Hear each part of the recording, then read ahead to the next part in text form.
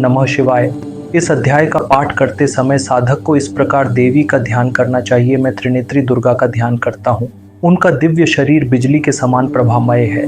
वे सिंह के कंधे पर आरूढ़ होकर अत्यंत भयंकर प्रतीत होती हैं। उनकी सेवा में अनेक कुमारियां खड़ी हैं जो हाथों में तलवार और ढाल धारण किए रहती हैं। स्वयं देवी के हाथों में चक्र, गदा, तलवार, ढाल, बाण, धनुष, पाश और तर्जनी मुद्रा है। उनका स्वरूप अग्नि के समान तेजस्वी है और उनके मस्तक पर चंद्रमाकृत मुकुट शोभा पा रहा है। देवताओं की स्तुति से प्रसन्न होकर भगवती दुर्गा स्वयं प्रकट हुई और बोली, जो मनुष्य देवताओं, ऋषियों और ब्रह्मा जी द्वारा की गई मेरी स्तुतियों का श्रद्धापूर्वक पाठ करेगा, उसकी सभी बाधाएं अवश्य दूर हो जाएंगी। उसके अशुभ स्वप्न शुभ स्वप्नों में परिवर्तित हो जाएंगे। उसके आसपास मंडराने वाले भूत, प्रेत, पिशाच और राक्षस सब नष्ट हो जाएंगे। वह सभी प्रकार के भय से मुक्त होकर सुख और शांति प्राप्त करेगा। देवी बोली, हे देवताओं, जो मनुष्य एकाग्र चित्त होकर प्रतिदिन इन स्तुतियों द्वारा मेरा स्तवन करेगा, उसकी सभी बाधाएं मैं अवश्य दूर कर दूंगी। जो लोग मधु कैटभ का वध, महिषासुर का संहार और शुंभ निशुंभ का विनाश इन प्रसंगों का पाठ करेंगे, या जो अष्टमी, चतुर्दशी तथा नवमी को श्रद्धा और भक्ति से मेरे इस उत्तम महात्म्य का श्रवण करेंगे, उन पर पाप कभी प्रभाव नहीं डालेगा। पापजन्य आपदाएं उनके पास नहीं आएंगी। ऐसे भक्तों के घर में दरिद्रता नहीं ठहरेगी, न ही उन्हें अपने प्रियजनों से वियोग का दुख सहना पड़ेगा। वे शत्रु, डाकुओं, राजकीय दंड, शस्त्र, अग्नि और जल से भी भयमुक्त रहेंगे। इसलिए सब लोगों को चाहिए कि वे एकाग्र चित्त होकर भक्ति से मेरे इस महात्म्य को पढ़ें और सुनें। यह अत्यंत कल्याणकारी है। मेरा यह महात्म्य महामारी, आपदाओं और त्रिविध ताप, आध्यात्मिक, आदि भौतिक, आदि दैविक को शांत करने वाला है। जहाँ प्रतिदिन श्रद्धा से मेरे इस महात्म्य का पाठ होता है, उस स्थान को मैं कभी नहीं छोड़ती। वहाँ मेरा नित्य सन्निधान बना रहता है। बलिदान, पूजा, होम और महोत्सव के अवसरों पर मेरे इस चरित्र का संपूर्ण पाठ और श्रवण करना चाहिए। विधि को जानकर या बिना जाने भी जो कोई मेरे लिए बलि, पूजा या होम करेगा, मैं प्रसन्नता पूर्वक उसे स्वीकार करूंगी। विशेषकर शारदीय महापूजा के समय जो मेरे इस महात्म्य को भक्ति से सुनेगा, वह मेरे प्रसाद से सभी विघ्नों से मुक्त होकर धन, धान्य और पुत्र से संपन्न होगा। इसमें तनिक भी संदेह नहीं है।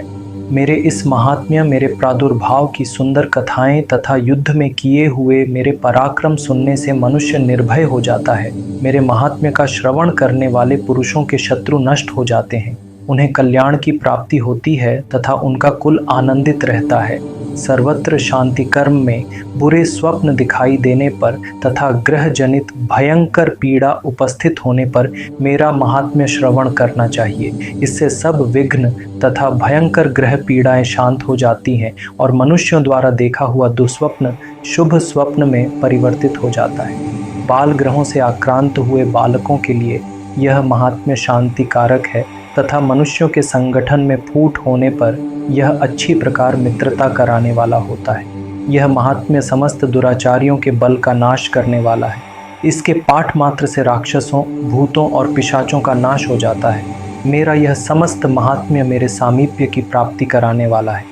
पशु, पुष्प, अर्घ्य, धूप, दीप, गंध आदि उत्तम सामग्रियों द्वारा पूजन करने से, ब्राह्मणों को भोजन कराने से, होम करने से, प्रतिदिन अभिषेक करने से, नाना प्रकार के अन्य भोगों का अर्पण करने से तथा दान देने आदि से 1 वर्ष तक जो मेरी आराधना की जाती है, उससे मुझे जितनी प्रसन्नता होती है, उतनी प्रसन्नता मेरे इस उत्तम चरित्र का एक बार श्रवण करने मात्र से हो जाती है। यह महात्म्य श्रवण करने पर पापों को हर लेता है और आरोग्य प्रदान करता है। मेरे प्रादुर्भाव का कीर्तन करने वाला समस्त भूतों से रक्षा करता है तथा मेरा युद्ध संबंधी चरित्र दुष्ट दैत्यों का संहार करने वाला है। इसके श्रवण करने पर मनुष्यों को शत्रु का भय नहीं रहता। देवताओं, आप सब ने और ब्रह्मर्षियों ने जो मेरी स्तुतियाँ की हैं तथा ब्रह्मा जी ने जो स्तुतियाँ की हैं, वे सभी कल्याणमयी बुद्धि प्रदान करती हैं। वन में, सुनसान मार्ग में अथवा दावानल से घिर जाने पर, निर्जन स्थान में, लुटेरों के हाथ पड़ जाने पर, शत्रुओं द्वारा पकड़े जाने पर अथवा जंगल में सिंह, व्याघ्र या जंगली हाथियों के पीछा करने पर, कुपित राजा के आदेश से वध या बंधन के स्थान पर ले जाए जाने पर, अथवा महासागर में नाव पर बैठने के बाद भारी तूफान से नाव के डगमगाने पर और अत्यंत भयानक युद्ध में शस्त्रों के प्रहार होने पर या वेदना से पीड़ित होने पर, सभी भयानक बाधाओं के उपस्थित होने पर जो मेरे इस चरित्र का स्मरण करता है वह मनुष्य संकट से मुक्त हो जाता है। मेरे प्रभाव से सिंह आदि हिंसक पशु नष्ट हो जाते हैं और लुटेरे व शत्रु भी उस पुरुष से दूर भाग जाते हैं जो मेरे चरित्र का स्मरण करता है। ऋषि कहते हैं, इस प्रकार वचन कहकर प्रचंड पराक्रम वाली भगवती चंडिका सब देवताओं के देखते देखते वहीं अंतर्धान हो गईं। इसके बाद शत्रुओं के मारे जाने से निडर हुए समस्त देवता पहले की भांति यज्ञ भाग का उपभोग करते हुए अपने अपने अधिकारों का पालन करने लगे। हे राजन, संसार का विध्वंस करने वाले महाभयंकर और अतुल पराक्रमी देव शत्रु शुंभ और महाबली निशुंभ जब देवी द्वारा युद्ध में मारे गए तब शेष दैत्य पाताल लोक में चले गए।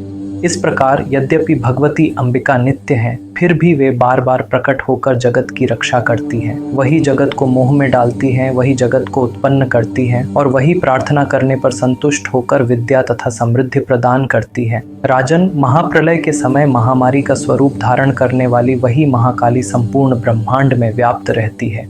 वही समय समय पर महामारी के रूप में प्रकट होती है और वही स्वयं अजन्मा होते हुए भी सृष्टि के रूप में प्रकट होती है। वही सनातनी देवी नियमों के अनुसार संपूर्ण भूतों की रक्षा करती है। मनुष्य के अभ्युदय उन्नति के समय वही घर में लक्ष्मी के रूप में स्थित होकर वृद्धि प्रदान करती है और अभाव के समय दरिद्रता बनकर विनाश का कारण होती है। पुष्प, धूप और गंध आदि से पूजन करके उनकी स्तुति करने पर वे धन, पुत्र, धार्मिक बुद्धि और उत्तम गति प्रदान करती हैं। इस प्रकार श्री मार्कंडेय पुराण के सावर्णिक मनवंतर की कथा के अंतर्गत देवी महात्म्य का फलश्रुति नामक 12वां अध्याय पूर्ण हुआ। यह दुर्गा सप्तशती आपके लिए है यदि आप अपने जीवन में स्थिरता, सुरक्षा और शक्ति चाहते हैं, आध्यात्मिक साधना में गहराई लाना चाहते हैं, देवी दुर्गा की कृपा से जीवन के हर क्षेत्र में विजय पाना चाहते हैं, तो इस चैनल को अभी सब्सक्राइब करें, बेल आइकन दबाएं और आरंभ करें एक ऐसी यात्रा जो आपकी चेतना को शक्ति, करुणा और ज्ञान से भर देगी। नमः शिवाय।